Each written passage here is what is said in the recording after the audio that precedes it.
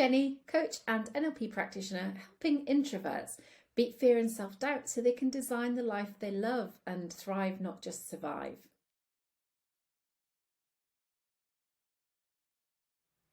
I really like people. In fact, I love people. So how on earth can I possibly be an introvert? There seems to be a misconception that introverts don't like people or being around them, and it's simply not true. It's only the last 3 years that I've realised that I'm an introvert at all, and most people around me might not agree with me, mainly because I like people and have no difficulty in social situations. My daughter is very introverted, and the other actually is completely the opposite. She's a real extrovert. But my daughter that's an introvert has said on occasion, I don't like people. And I know it's not true because she's really interested in people. She watches people, she studies them, she's very astute about emotions, and she just finds it all a bit exhausting. After a few days of being around lots of people or even like big events, she struggles. So I think that exhaustion leads her to think that she doesn't like people. It's not the fact that she does actually quite enjoy it. It drains her energy. So I think sometimes it's an easy thing to do when we are introverts, and it's not something I've ever said, it's not something I've experienced, but I've heard it a lot, is that you just don't like people. And a lot of people I know that love animals, for example, they'll say, well, I love my animals, I just don't like people. And it's easy to say, it's an easy throwaway, because if you can just say, well, I don't like people and I like animals, you don't have to deal with it, do you? You can pretend that it's not a thing. And I always challenge my clients when they make these sweeping statements. In this case, I would ask you to tell me who you do like, or in fact, who you might love.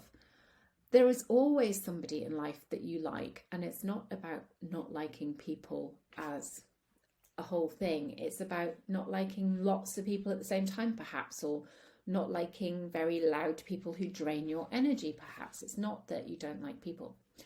So I was very confused when I started to realise that I was struggling to be around lots of people for a long time because it didn't match the story I had about myself and who I thought I was and how I identified, or even what others thought of me. And it can be really confusing when there's an internal conflict. On one hand, I want to be around people, and on the other hand, I found it draining. And the first time I really noticed this was during my coaching training, and I've mentioned this before, where there was so many people and I felt really overwhelmed. And by the end of the day, I was completely and utterly exhausted. And some of the people that have known me for a long time were shocked by that. And it's just triggered something in me that made me think, hold on a minute, what is this all about? So many of my clients come to me with conflicting ideas of who they are, who they think they are supposed to be, and who they really want to be. And they're all very different things. And we go right back to childhood when we look at introverts, shyness. So how many times growing up have you been told that you're shy? Someone has said, oh, they're just playing shy. They're not really shy, they just take some time to warm up. All of these things are said with the best of intentions, but they plant seeds in our young minds. And we get thoughts like, Mummy says I'm shy, so I must be shy. Or I get a lot of attention for playing shy, because some people think it's quite cute. I had to stop my daughter telling my niece actually that she was really cute when she was acting shy. As I said, she's not a shy child. And when she got that positive feedback for playing and acting at shy, she did it more. So perhaps you think I get less attention when I'm not shy. So if you're quite exuberant as a child, maybe you get less attention because you're not playing that shy card. Or being shy sounds like a bad thing, I better mask it. So then people who come along pretending not to be when really they're feeling not very good. So the feeling's still there, but they're masking it with this persona. And I think this word shy haunts our early years, and how we react to that can create our identity. The thing is, no one's shy. Shy isn't a thing, shy isn't a person, it's just a behaviour. It's not who we are, it's not actually a personality trait as such. It is just a behaviour and a way we act in certain situations. So once I learned this, I banned anyone from calling my daughter shy because it gives her a label. And just because she lacked some confidence with people and she took time to open up, it didn't mean that that was her only personality trait. She's also really funny. She's great at delegation. She's pretty bossy, actually. And she's very strong-minded. So much as she displays some shy behaviour in certain situations, she also has traits that don't match up with that shyness. And so having that as an identity is really unhelpful. The shy label can travel through school, high school, universities, jobs, and once we're known as being shy, it can be difficult to step out of that label because people don't expect you to speak up and they have then put expectations on you. And quite often my clients will then start to live up to those expectations and have been doing it for decades. And they get to the point and they go, actually, I don't really want to do this. It doesn't feel good. It doesn't feel good to stay quiet all the time, and I don't need to stay quiet. I've just taken on that label that people have given me for a very long time. So being an introvert or an extrovert is a bit different to being shy, actually. And if you are an introvert, it's the way that you react in settings with lots of people or few people, and it's about your energy. So what gives you energy, what drains your energy. So as an introvert, you're often drained of energy by being around lots of people. But when you're an extrovert, you will gain energy by being in those situations where there's a lot of people. And I know lots of extroverts out there and they seek people out and they want to be around them all the time, and they come out and they're all bouncy and full of life. And I can be like that sometimes, actually. I do enjoy it, but I still find it quite exhausting. And even in school, when we get labelled with these things, we put ourselves in boxes. So we can leave infant school and go on to junior school or wherever we go. And it can be a fight to get out of this label. And everyone else is comfortable with us being there. So they've given us this thing, and you're the shy one, and you're the loud one, and you're the noisy one, and you're the, all of these things.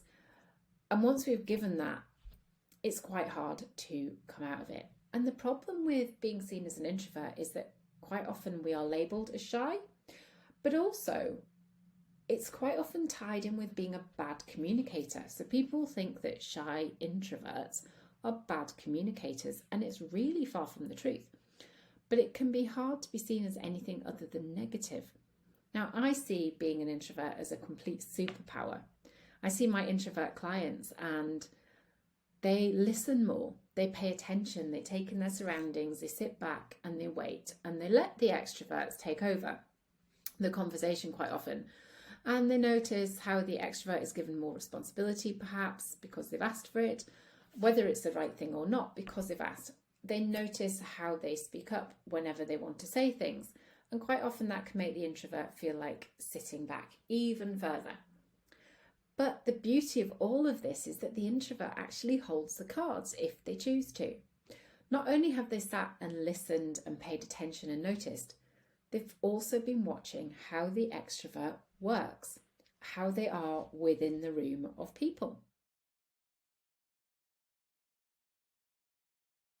So one thing is for sure, I do not want to turn introverts into extroverts in any way, and that is not how it works anyway. But if you can look at some of the things the extroverts do, the things that can work for you, you can match it when needed. And it's not about doing it all the time, it's just about when you need those things that are going to benefit you, so to be able to speak up sometimes. And you may also then discover when you start speaking to people that the extroverts out there are not extrovert at all, they're introverts in disguise, and they've just learned the tools. And you don't learn how to not be an introvert. I learned how not to be shy. I didn't learn how to be an extrovert. I learned how to be confident in speaking to people, confident in doing presentations, and that came through life experience and practice. So I've always said, I've got lots of posts about it, that confidence is not a prerequisite. It's the result of taking action.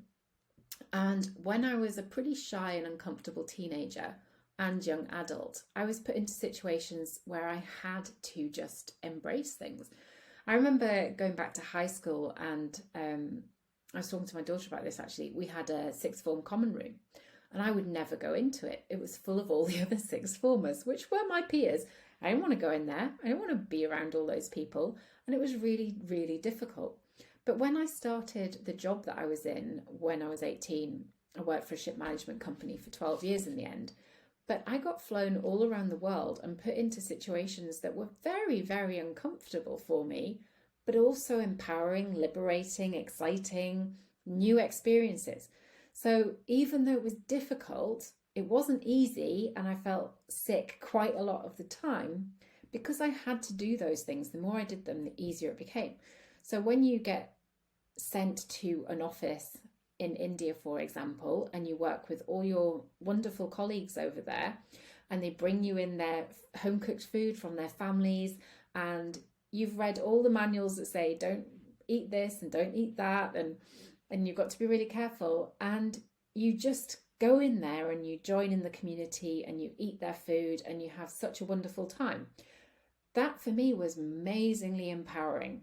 So it wasn't easy, but it was really, really empowering for me to do that on my own, and to learn how to interact in different cultures, with different people, with different beliefs and values. It was brilliant. So I might not have done that if I hadn't been pushed into those situations. And having that platform to be able to practice speaking to those people, giving a presentation is fairly easy in comparison. So when you get pushed out your comfort zone into doing those sorts of things, coming back and doing the day-to-day or stepping out a little bit comes more easily. So it's not about the fact that you can't do it. It's not about becoming an extrovert. It's about learning some confidence skills and getting over a shy behaviour. Shy is not who we are. It is not an identity statement. It is just a behaviour. An introvert and extrovert is where we gain our energy. So we can be comfortable being either, whichever feels good for us. It's not about changing. It's about allowing us to be our best selves, have the best outcome for us in whatever situation and however we want it to be.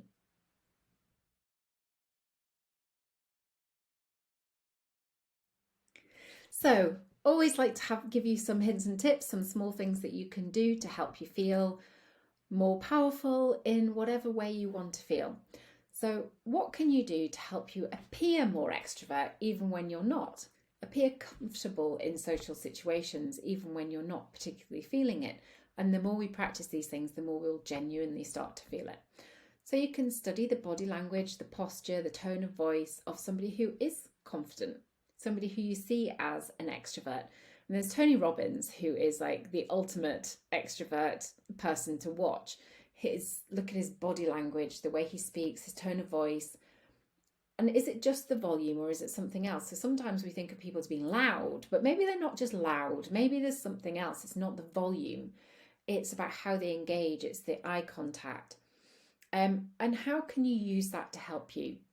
So you don't have to become that person. You don't have to be it all the time. But if you're giving a presentation at work, if you want to speak up within your family, it might be helpful for you to practice some of those things that other people are doing who appear more extrovert, more confident than you feel.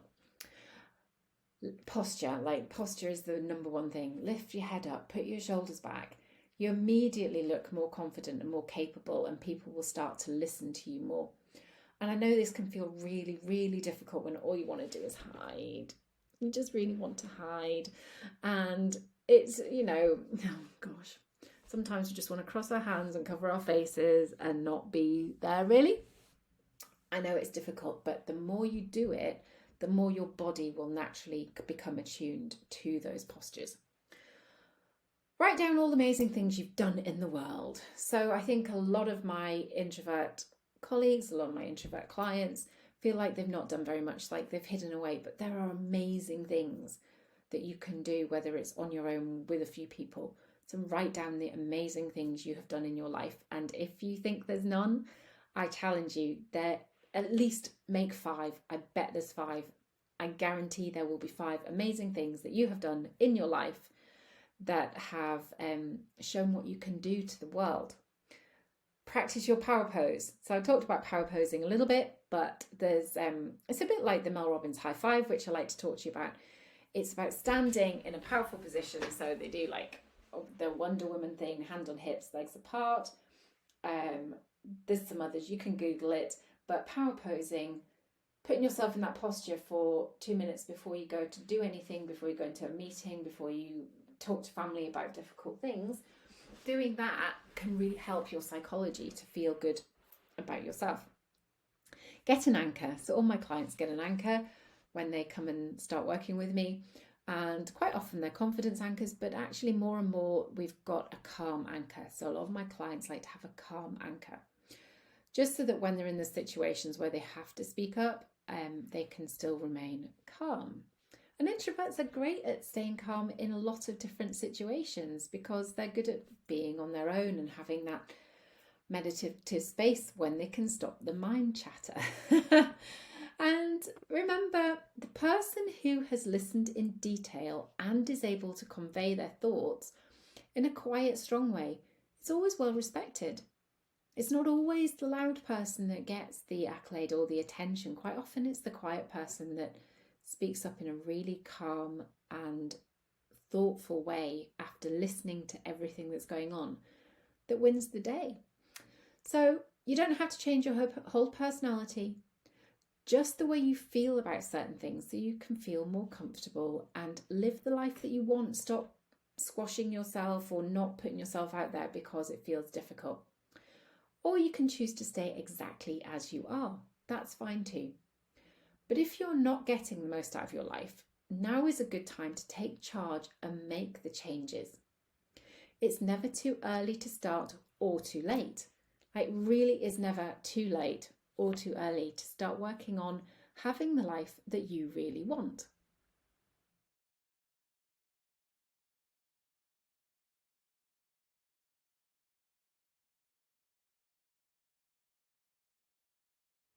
So if you think you might be an introvert and you want to be less shy, more confident, more able to speak up, or maybe even if you're not an introvert and you still struggle with those things, then book an introductory call. We can talk through how I can help you. And in the meantime, remember to hit all the buttons, the like, subscribes, the notification bell, and I will see you again soon. Remember to always have a really powerful day.